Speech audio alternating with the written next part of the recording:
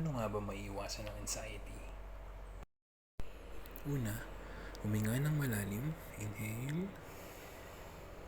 And exhale. Pangalawa, i-ground ang sarili mo.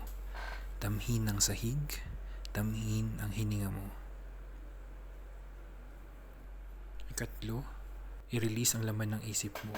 Magsulat, maglakad, at makipag-usap.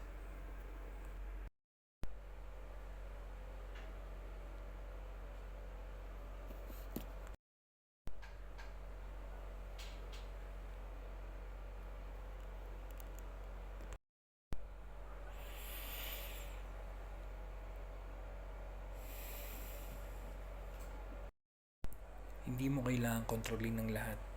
Minsan, sapat na ang paghinga. Bye!